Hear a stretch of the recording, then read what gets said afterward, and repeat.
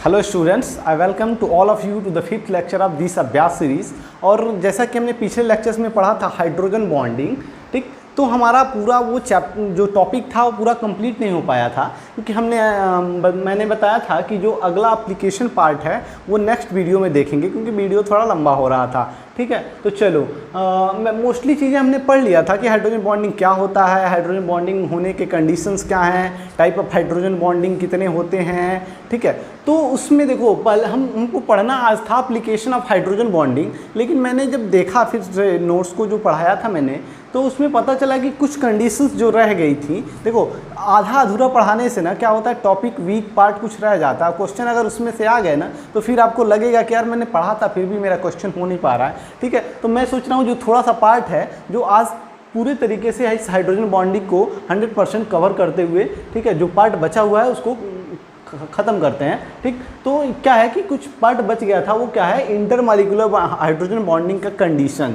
ठीक है, किस कंडीशन में इंट्रामॉलिक्यूलर हाइड्रोजन बॉन्डिंग होगा। ठीक, तो चलो देखते हैं कि conditions for intramolecular hydrogen bonding. देखो क्या है कि हमने कल एक एग्जांपल दिया था आर्थोनाइट्रोफिनॉल, जिसमें कि इसी मॉलिक्यूल के अंदर, देखो पहले तो इंट्रामॉलिक्यूलर हाइड्रोजन बॉन्डिंग क्या होता है, एक ही मॉलिक्यूल के अंदर यानी एक ही मॉलिक्यूल में दो कंडीशंस फॉलो करे, एक हाइड्रोजन हो मोर इलेक्ट्रोनेगेटिव एटम से जुड़ा हुआ और एक मोर इलेक्ट्रोनेगेटिव एटम हो, उन दोनों के बीच एक क्या होता है, डाइपोल इंटरेक्शन होने लगता है, जिसको क्या बोलते हैं, हाइड्रोजन बॉन्डिंग बोलते हैं। ठीक है, तो यहाँ पे जो आर्थोनाइट्रोफिनॉल था, अगर फिनॉल ग्रुप और नाइट्रो ग्रुप एक दूसरे के आर्थो पोजीशन पे होते हैं तो वहाँ पे क्या हो जाता है, इंट्रामॉलिक्यूलर हाइड्रोजन बॉन्डिंग हो जाता है। लेकिन अभी इसी का पैरा नाइट्रोफिनॉल ले लिया जाए, पैरा नाइट्रोफिनॉल, तो क्या हाइड्रोजन बॉन्डिंग पॉसिबल है? तो आंसर है नहीं। तो क्यों नहीं? तो कंडीशंस है कुछ इंट्रामॉलिक्यूलर हाइड्रोजन बॉन्डिंग के लिए। एक तो पहला कि वो हाइड्रोजन बॉन्डिंग का जो कंडीशंस था वो सेटिस्फाई होना चाहिए, यानी ये जो एक हाइड्रोजन होना चाहिए जो कि मोर इलेक्ट्रोनेगेटिव एटम FON से जुड़ा होना चाहिए, और दूसरा मोर इलेक्ट्रोनेगेटिव एटम प्रेजेंट होना चाहिए दूसरे ग्रुप में, जो भी F और O और N हो। ठीक है, तो एक हाइड्रोजन बॉन्ड फॉर्म हो सकता है। लेकिन जो रिंग देखो इसमें जो भी इंट्रामॉलिक्यूलर हाइड्रोजन बॉन्डिंग होगा उसमें दूसरा कंडीशन है कि जो हाइड्रोजन बॉन्डिंग बने तो वो एक रिंग का फॉर्मेशन करे। किस चीज़ का? रिंग का फॉर्मेशन करे, जो कि 6 मेंबर रिंग होना चाहिए। ठीक है, देखो 6 मेंबर की बात क्यों हो रही है? 6 मेंबर की बात इसलिए हो रही है क्योंकि आपको पता है कि 6 मेंबर का जो रिंग होता है वो क्या होता है, स्टेबल रिंग होता है। 6 मेंबर का रिंग स्टेबल होता है, इसलिए जो हाइड्रोजन बॉन्डिंग बन के जो हमारा स्ट्रक्चर आएगा वो स्टेबल होगा। ठीक, और तीसरा कंडीशन है कि रिंग क्या होना चाहिए, जो बने वो प्लेनर रिंग होना चाहिए, एक प्लेन में 6 मेंबर रिंग बनना चाहिए, तभी हाइड्रोजन बॉन्डिंग स्ट्रॉन्ग बनेगा। ठीक, जैसे पैरा नाइट्रोफिनॉल के केस में जब देखोगे तो आप काउंट करो कि इस जो रिंग बन रहा है, अगर मान लो कि इन केस अगर यहाँ पे हाइड्रोजन बॉन्डिंग हो जाता है इस ऑक्सीजन और इस O से जुड़ा हुआ हाइड्रोजन के बीच, तो कितने मेंबर रिंग बनेंगे? 1 2 3 4 5 6 7 8 मेंबर रिंग बन रहे हैं, जो कि क्या है, वेरी अनस्टेबल है। तो यहाँ पे हाइड्रोजन बॉन्डिंग पॉसिबल नहीं है। ठीक है, हाइड्रोजन बॉन्डिंग पॉसिबल नहीं है। देखो एक चीज़ कल मैंने पढ़ाया था कि क्या इसके केस में हाइड्रोजन बॉन्डिंग होता है, तो वो क्या हुआ था ना, बोर्ड के नीचे चला गया था और आपको पूरे तरीके से दिख नहीं रहा था। ठीक, तो फिर क्या है कि मैं फिर से बता देता हूँ, ये जो कंपाउंड है HCOCH3, क्या इसमें हाइड्रोजन बॉन्डिंग होगी? देखो दो कंडीशंस थी हाइड्रोजन बॉन्डिंग की, एक तो उसमें है एक हाइड्रोजन होना चाहिए जो कि मोर इलेक्ट्रोनेगेटिव एटम से कोवैलेंटली बॉन्डेड होना चाहिए। ठीक,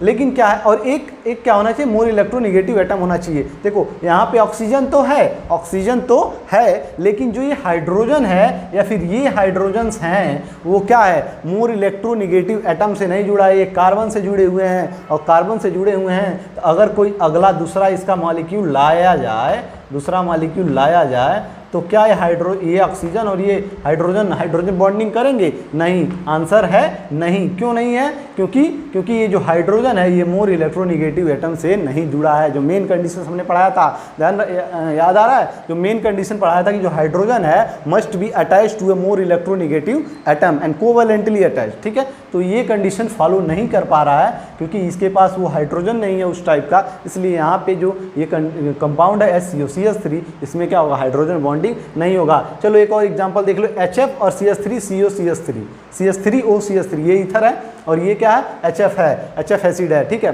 चलो हाइड्रोफ्लोरिक एसिड बोलते हैं इसको। देखो यहाँ पे क्या है कि क्या हाइड्रोजन बॉन्डिंग होगा, देखो दो के बीच हाइड्रोजन बॉन्डिंग हो रहा है, इसका नाम क्या बोलते हैं, इंटरमॉलिक्यूलर हाइड्रोजन बॉन्डिंग, क्योंकि दो मॉलिक्यूल्स के बीच हाइड्रोजन बॉन्डिंग हो रहा है उसको बोलते हैं इंटरमॉलिक्यूलर हाइड्रोजन बॉन्डिंग, और एक ही के भीतर हो तो उसको बोलते हैं इंट्रामॉलिक्यूलर हाइड्रोजन बॉन्डिंग, ये तो आपको पता है, ठीक है। चलो तो देखो HF है और ये है, देखो H के पास जो F है इसमें देखो इसके लिए एक मान लो oxygen element, oxygen more electronegative atom present है, ठीक है, लेकिन इसके पास हाइड्रोजन नहीं है, ये दोनों हाइड्रोजन बॉन्ड नहीं बनाते हैं, ठीक है। लेकिन इस मॉलिक्यूल में जो H है वो मोर इलेक्ट्रोनेगेटिव एटम से जुड़ा हुआ है F से, ठीक है, तो ये हाइड्रोजन काम कर देगा इस ऑक्सीजन के साथ, तो हाइड्रोजन बॉन्डिंग यहाँ पॉसिबल है इससे और इसके बीच। अगर एक और HF का मॉलिक्यूल लाया जाए, ठीक है, तो यहाँ पे हाइड्रोजन बॉन्डिंग पॉसिबल हो जाएगा, ये हाइड्रोजन बॉन्डिंग बन जाएगा, इसका ऑक्सीजन और HF का क्या हाइड्रोजन, यहाँ भी HF का हाइड्रोजन, इसका ऑक्सीजन मिल के क्या बना देंगे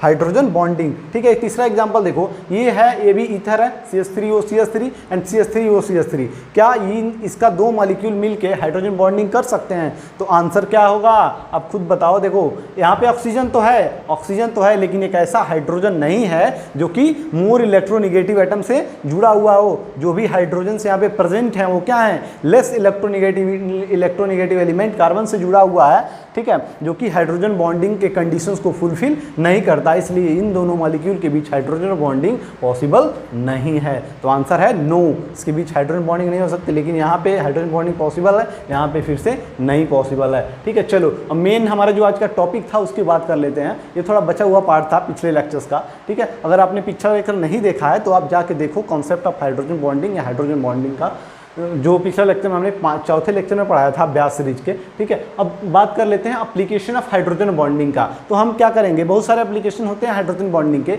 लेकिन हम मेन जो एप्लीकेशंस हैं उसकी बात करेंगे। तो यहाँ पे पहला एप्लीकेशन है बॉइलिंग एंड मेल्टिंग पॉइंट। किसी भी लिक्विड का बॉइलिंग और मेल्टिंग पॉइंट कई सारे फैक्टर्स पे डिपेंड करता है, लेकिन हाइड्रोजन बॉन्डिंग भी एक मेजर कंसर्न है वहाँ पे, ठीक है। तो ये बॉइलिंग पॉइंट का एक ऑर्डर होता है, कंपाउंड किस तरह के हैं उसके लिए एक ऑर्डर हमने बनाया है, क्या कि जो नेटवर्क कोवेलेंट कंपाउंड होते हैं। देखो नेटवर्क कोवेलेंट क्या होते हैं, नेटवर्क यानी कोवेलेंट का नेटवर्क होता है बहुत स्ट्रांग, जैसे आप डायमंड की बात कर लो, ठीक है, डायमंड में क्या होता है covalent network type covalent bond बनता है, ठीक है। तो इससे इसकी मेल्टिंग पॉइंट, बॉइलिंग पॉइंट की बात ही छोड़ दो, मेल्टिंग पॉइंट इतना हाई हो जाता है, ठीक है, इसके नेटवर्क कोवेलेंट के कारण, ठीक। उसके बाद आते हैं आयनिक कंपाउंड्स, ठीक है, आयनिक कंपाउंड्स। उसके बाद आता है इंटरमॉलिक्यूलर हाइड्रोजन बॉन्डिंग, ठीक। देखो इंटर और इंट्रा में ध्यान रहे, यहाँ पे इंटरमॉलिक्यूलर हाइड्रोजन बॉन्डिंग की बात हो रही है। और फिर आता है वंडरवाल फोर्स, वंडरवाल वाले, जैसे मैंने बताया था कि hydrogen bonding is a weak force. तो आयनिक कंपाउंड का जो आयनिक बॉन्ड में जो वो होता है, बॉन्ड एनर्जी होती है, उसको उससे ये क्या होता है, कम होता है। इसलिए आयनिक कंपाउंड्स का जो मेल्टिंग पॉइंट या बॉइलिंग पॉइंट होता है वो क्या होगा, ऑलवेज वो मॉलिक्यूल जिसमें इंटरमॉलिक्यूलर हाइड्रोजन बॉन्डिंग होंगे उनसे क्या होगा, ज़्यादा होगा, ठीक है। और उसके बाद आते हैं वंडरवाल्स के थ्रू जो भी मॉलिक्यूल जुड़े हो, जो भी जिसमें वंडरवाल फोर्स लगता है उनका मेल्टिंग और बॉइलिंग पॉइंट। जैसे फॉर एक एग्जांपल देख लो, ये एग्जांपल है, डायमंड है, NaCl है, CH3OH है, CH3 है, एथेन है, ठीक है। तो देखो ये तो क्या हो गया, ये क्या हो गया, network covalent compound, network covalent bond form करता है डायमंड, तो इसका तो वही सबसे ज़्यादा हो गया, इन तीनों में सबसे ज़्यादा हो गया, किसका, डायमंड का। फिर बात आता है इसमें ये देखो ये आयनिक हो गया, ये दोनों आयनिक नहीं है तो इसका फिर ज़्यादा हो गया। इन दोनों में बात करो, देखो ये क्या है, मेथेनॉल हमने बताया था कि कोई भी अल्कोहल जो होता है, अल्कोहल जो होते हैं उनमें क्या होता है, हाइड्रोजन बॉन्डिंग, और यहाँ पे हाइड्रोजन बॉन्डिंग नहीं है, यहाँ वंडरवाल फोर्स लग रहा है इन एथेन मॉलिक्यूल्स के बीच, तो इसका क्या हो जाएगा, इसका ज़्यादा हो जाएगा। तो हमारा ऑर्डर यही था, नेटवर्क कोवेलेंट, फिर आयनिक, फिर इंटरमॉलिक्यूलर हाइड्रोजन बॉन्डिंग, फिर वंडरवाल फोर्सेस। तो हमने बात कर लिया क्या, डायमंड का सबसे ज़्यादा, फिर आयनिक कंपाउंड NaCl, CaCl2 जो भी ले लो आप, कैल्शियम क्लोराइड, कैल्शियम ऑक्साइड, ठीक है, ये हो गया, फिर CH3, फिर हाइड्रोजन बॉन्डिंग वाले, फिर क्या, वंडरवाल फोर्सेस वाले। भी एग्जांपल देखो, CH3 CH2OH और CH3O CH3। अभी मैंने बताया कि ये जो ईथर होते हैं इनके बीच कोई हाइड्रोजन बॉन्डिंग नहीं होती, ठीक है।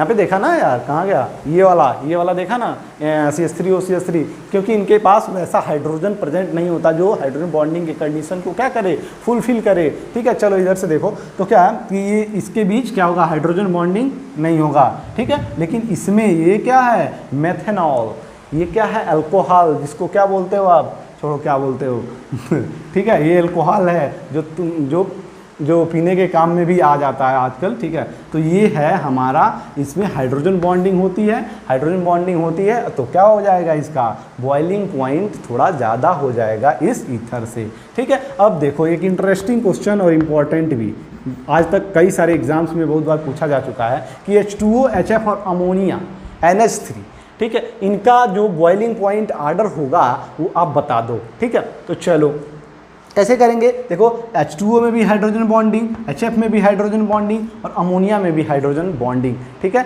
आप अब कैसे बताओगे, देखो तीनों ही कोवेलेंट कंपाउंड हैं, तीनों में ही क्या है हाइड्रोजन बॉन्डिंग है। तो अब आप क्या करोगे, देखो अब मैंने बताया था एक एनर्जी का ऑर्डर, ठीक है, कि HF यानी F और H के बीच का जो हाइड्रोजन बॉन्ड की जो एनर्जी है वो कितना होगा, H2O में कितना होगा, अमोनिया में कितना होगा। मैंने बताया था कि जो HF होता है उसमें 10 किलो कैलोरी और इस H2O में कितना 7 किलो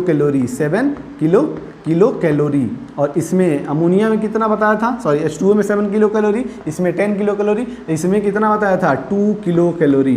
पिछला लेक्चर जाके देख लो, वहाँ पे मैंने जो हाइड्रोजन बॉन्ड की एनर्जी है वो बताया है। लेकिन देखो ये कितने हाइड्रोजन बॉन्डिंग बना सकता है, हम तो ओवरऑल देख रहे हैं ना यार कि एक वाटर मॉलिक्यूल कितने हाइड्रोजन बॉन्डिंग बनाता है। कल बताया था कि एक हाइड्रोजन मैक्सिमम 4 हाइड्रोजन बॉन्ड बना सकता है। तो ये जो टोटल एनर्जी क्रिएट कराएगा 7 × 4 यानी 28 किलो कैलोरी एनर्जी, उसका एक वाटर मॉलिक्यूल जो अटैच होगा तो उसकी एनर्जी इतना हो जाएगा।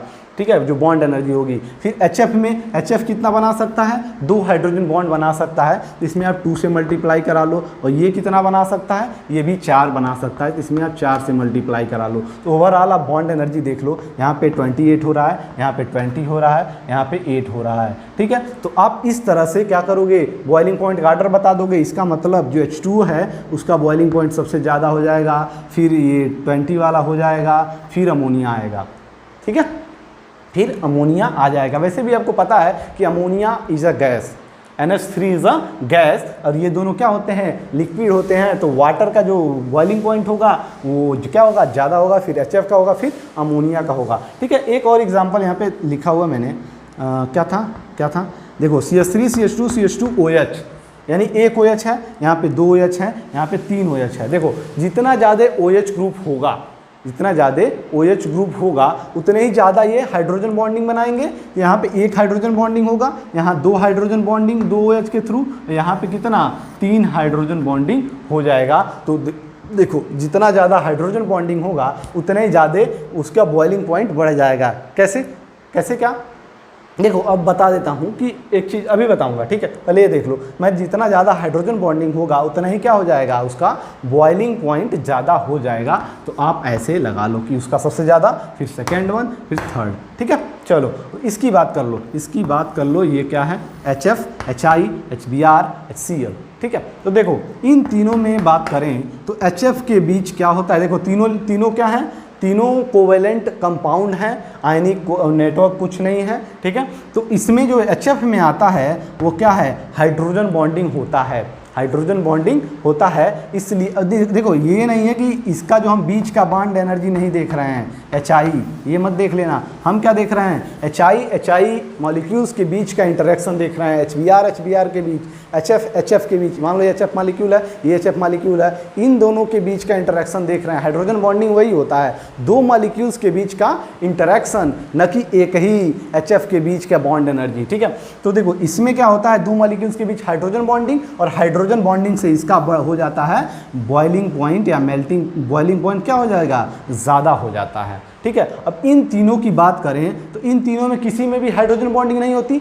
अब हम क्या करेंगे, अब हम मॉलिक्यूलर वेट के बेसिस पे जाएंगे, और ऐसे एक्चुअल में जो ऑर्डर होना चाहिए विदाउट हाइड्रोजन बॉन्डिंग, सबसे ज़्यादा HI होना चाहिए, फिर HBr, फिर HCl, फिर HF।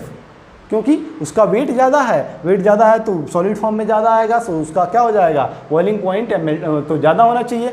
तो इसमें क्या है, तो अब देखो अगर ये HF हो गया, HF में हाइड्रोजन बॉन्डिंग, इसके लिए इसका मेल्टिंग पॉइंट सबसे ज़्यादा, सॉरी बॉइलिंग पॉइंट सबसे ज़्यादा, तो उसके बाद नंबर आ जाता है HI का जो हमारा नॉर्मल कंडीशन है, फिर HBr का, और HCl सबसे लास्ट में चला जाता है। देखो हाइड्रोजन बॉन्डिंग नहीं होता तो HF सबसे लास्ट में जाता, HF लास्ट में जाता, लेकिन हाइड्रोजन बॉन्डिंग के कारण क्या हो जा रहा है, HF सबसे पहले आ जा रहा है। ठीक है, चलो इतनी सारी बातें हमने कर ली। अब एक बात और बता देता हूं कि हाइड्रोजन बॉन्डिंग होने से देखो दो टाइप के हाइड्रोजन बॉन्डिंग होते हैं, एक तो इंटरमॉलिक्यूलर हाइड्रोजन बॉन्डिंग और दूसरा इंट्रामॉलिक्यूलर हाइड्रोजन बॉन्डिंग। ठीक है, देखो इंटरमॉलिक्यूलर जब हाइड्रोजन बॉन्डिंग होता है तो दो मॉलिक्यूल्स के बीच वो क्या होता है, हाइड्रोजन बॉन्डिंग होता है, दो मॉलिक्यूल्स के बीच हाइड्रोजन बॉन्डिंग होता है। और जो इंटरमॉलिक्यूलर होता है वो एक ही मॉलिक्यूल के बीच क्या होगा, मान लो दो ग्रुप हैं, दो ग्रुप क्या हो गए, एक दूसरे से जुड़ गए, 6 मेंबर रिंग का फॉर्मेशन जो कि एक प्लेन में है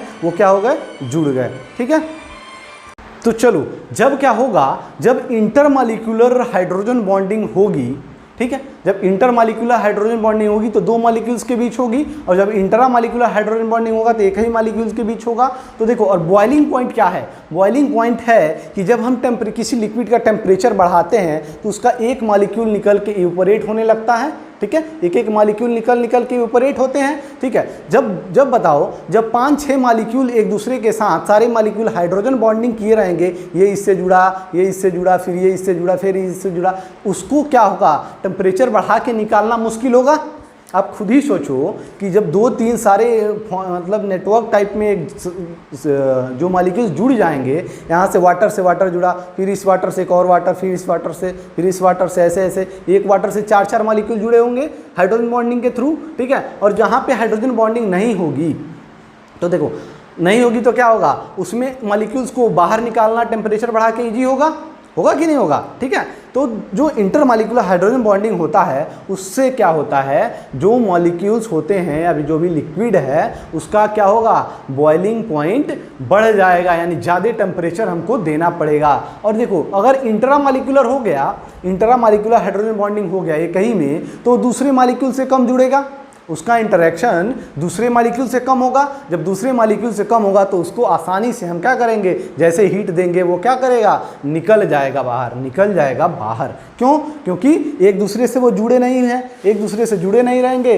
जितना जल्दी जो अगर नहीं जुड़ा है तो सारे निकल जाएंगे। जैसे नहीं कहा जाता है कि लकड़ी को तोड़ना आसान होता है, लेकिन बहुत सारे लकड़ी को क्या करो, एक में दे दो, बंडल बना के तोड़ो तो नहीं टूटेगा। वैसा ही है कुछ बॉइलिंग पॉइंट का आर्डर कि सब ज़्यादा से ज़्यादा अगर हाइड्रोजन बॉन्डिंग बना रहे हैं तो क्या होगा, उसका बॉइलिंग पॉइंट बढ़ जाएगा। और अगर एक ही में बना लिया, एक ही में अगर हर एक मॉलिक्यूल अपना अपना हाइड्रोजन बॉन्डिंग बना लिया तो उसको निकालना ईजी हो जाएगा। ठीक है, चलो ये बात हो गई। तो देखो मान लो यही एग्जांपल बताया था हमने कि आर्थोनाइट्रोफिनॉल और पैरानाइट्रोफिनॉल। आर्थोनाइट्रोफिनॉल में क्या है, ये एक ही मॉलिक्यूल के बीच क्या बना दे रहा है, इंट्रामॉलिक्यूलर हाइड्रोजन बॉन्डिंग, जिससे इसका जो मेल्टिंग पॉइंट है, सॉरी बॉइलिंग पॉइंट है, वो क्या हो जाएगा, घट जाएगा, यानी थोड़ा ही टेम्परेचर दो, ये इवेपोरेशन इसका चालू हो जाएगा। ठीक है, लेकिन यहाँ पे हाइड्रोजन बॉन्डिंग नहीं हो रहा है। अगर इंट्रामॉलिक्यूलर हाइड्रोजन बॉन्डिंग नहीं हो रहा है, देखो इसका मतलब हाइड्रोजन बॉन्डिंग नहीं हो रहा है, ये नहीं कह देना कि इसमें हाइड्रोजन बॉन्डिंग नहीं है।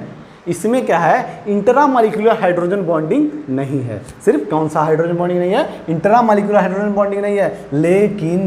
लेकिन क्या है, इंटरमॉलिक्यूलर हाइड्रोजन बॉन्डिंग तो होगा ही ना यार। कैसे होगा, फिर अगला अगर कोई भी इसका पैरानाइट्रोफिनॉल के मॉलिक्यूल ला दो, यहाँ पे पैरानाइट्रोफिनॉल का मॉलिक्यूल ला दो और ऐसे कर दो, यहाँ पे O, यहाँ पे H और तो पैरा पे नाइट्रो लगा दो, तो ये जो ऑक्सीजन है और ये हाइड्रोजन है, एक दूसरे से बॉन्ड बना रहे हैं कि नहीं, इसी को बोलते हैं ना हाइड्रोजन बॉन्डिंग। एक हाइड्रोजन है जो ऑक्सीजन से जुड़ा हुआ है और दूसरा ऑक्सीजन एटम है। ठीक है, तो इससे ये क्या किया, हाइड्रोजन बॉन्ड बना लिया। तो ये इंटरा बनाया है, ये क्या बना दिया, इंटरमॉलिक्यूलर हाइड्रोजन बॉन्डिंग बना लिया। तो एक ही नहीं, एक बार ये भी जुड़ेगा, एक बार ये भी जुड़ेगा। तो देखो 1 से 3-3 जुड़ रहे हैं कि नहीं, 1 से 3-3 जुड़ रहे हैं। तो ये क्या करा देंगे, एक तरह का नेटवर्क बना देंगे, एक तरह का लैटिस टाइप का बना देंगे। ठीक है, तो इससे इसका जो बॉइलिंग पॉइंट होगा वो बढ़ जाएगा। तो यही रीज़न है कि आर्थोनाइट्रोफिनॉल का जो बॉइलिंग पॉइंट होता है वो कम होता है और इसका क्या होता है, ज़्यादा होता है, यानी इसको ज़्यादा टेम्परेचर चाहिए बॉयल होने के लिए। ठीक है, एक चीज़ और देख लो, जो क्या है, देखो क्या है, ये पैरा नाइट्रोफिनॉल है। वोलाटाइल एक चीज़ होता है, वोलाटाइल होना किसी चीज़ का, ठीक है, जो कि जल्दी से किसी भी टेम्परेचर पे रखो वोलाटाइल हो जाएगा, अपने आप उड़ने लगता है, ठीक है, पेपर फॉर्म में, उसको बोलते हैं वोलाटाइल या नॉन वोलाटाइल। ठीक है, ये वोलाटाइल होते हैं, लेकिन पूछा जाए कौन ज़्यादा वोलाटाइल है, ठीक है, कौन ज़्यादा वोलेटाइल है, जिसका बॉइलिंग पॉइंट कम होगा वो उतने जल्दी वोलेटाइल हो जाएगा। ठीक है, जिसका बॉइलिंग पॉइंट कम होगा वो उतने जल्दी वोलेटाइल होगा। जैसे मान लो कि हम एक बर्तन में धूप में ले जाके छत पे, एक में वाटर रख दिए, एक में अमोनिया रख दिए, सबसे पहले कौन उड़ेगा सबसे पहले, अमोनिया, क्योंकि उसका वो ज़्यादा वोलेटाइल होता है, उसका बॉइलिंग पॉइंट कम होता है। ठीक है, तो सेम यही कंडीशन है, जितना अच्छा हाइड्रोजन बॉन्डिंग होगा, लेकिन कौन सा hydrogen bonding, intermolecular hydrogen bonding, उतना बॉइलिंग पॉइंट बढ़ जाएगा, और जितना इंट्रामॉलिक्यूलर हाइड्रोजन बॉन्डिंग होगा तो क्या होगा, बॉइलिंग पॉइंट कम हो जाएगा। तो चलो आज के लेक्चर में इतना ही करते हैं। ठीक है, फिर मिलते हैं अगले लेक्चर में, शाम को हमारा एक और लेक्चर शूट होगा। ठीक है, तब तक के लिए आप पढ़ाई करते रहो। देखो एग्ज़ाम बहुत पास आ गया है, ठीक है, तो आपको पढ़ाई करने की ज़रूरत है। हम जितना मेहनत से आपको पढ़ा रहे हैं, आप हमारे वीडियो देखो, अगर आपको फ़ायदा हो रहा है तो आप इस वीडियो को लाइक करो, चैनल को सब्सक्राइब करो, और जैसे जैसे आप अपना कमेंट बताओ, अपना कंसर्न बताओ कि हमें क्या चाहिए, मुझे किस टॉपिक में प्रॉब्लम्स हो रही हैं, उस टॉपिक पर आपको ट्रिक्स मिलेंगे, कॉन्सेप्ट्स मिलेंगे। ठीक है, तो तब तक के लिए ओके।